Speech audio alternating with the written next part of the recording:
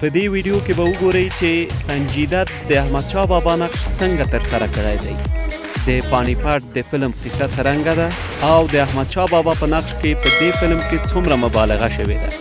نو د دې ویډیو او د نورو خوندورو ویډیوګانو لپاره زموږ چینل سبسکرایب کړئ او د زنګ تڼۍ کېکاږئ. انځور یو جلا لیدلوری.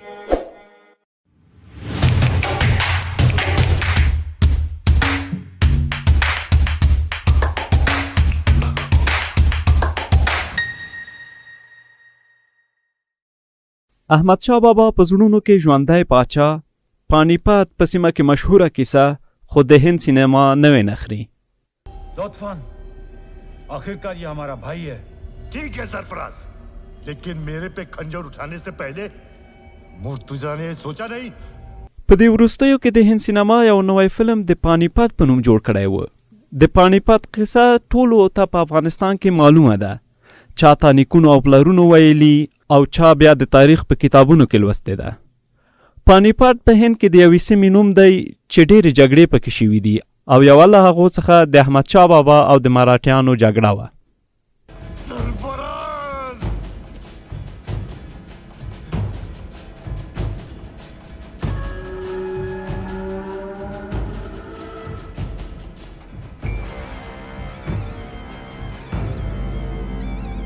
मुझे वापस जाना होगा,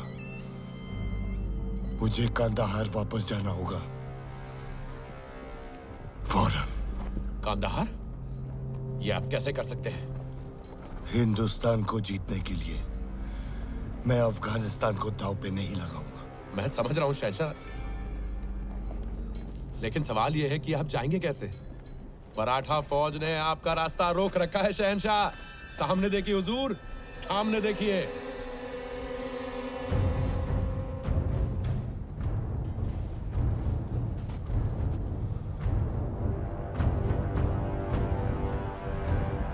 लेकिन अगर मैं इस जंग में फंसा तो कांदाहार हार जाऊंगा.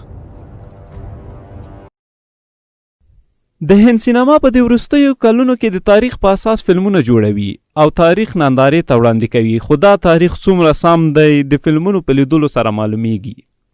دوی خپل مشران د جګړې ګټونکي او باتوران معرفي کوي. که داسې ونه کړي فلم څوک نه ګوري. دا خو امکان نه لري چې د فلم مالک یا هیرو باتور نه وي او یو څو کسه په ځمکه ښخ نه کړي. शहंशाह श्रीमंत, ये सुलह का शामियाना है, सौदे का. लड़ने के लिए तो पानीपत का सारा मैदान तैयार पड़ा है.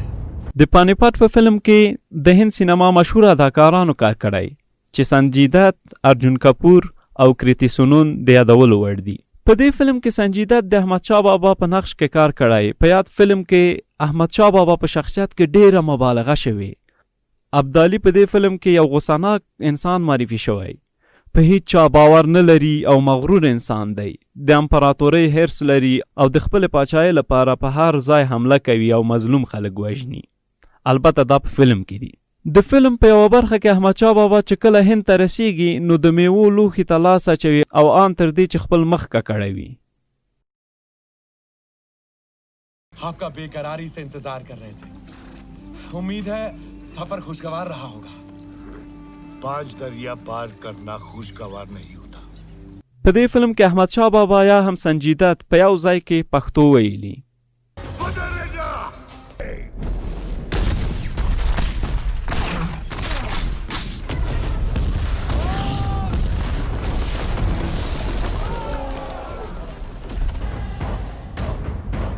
अब पहले हिंदुस्तान फिर अफगानिस्तान.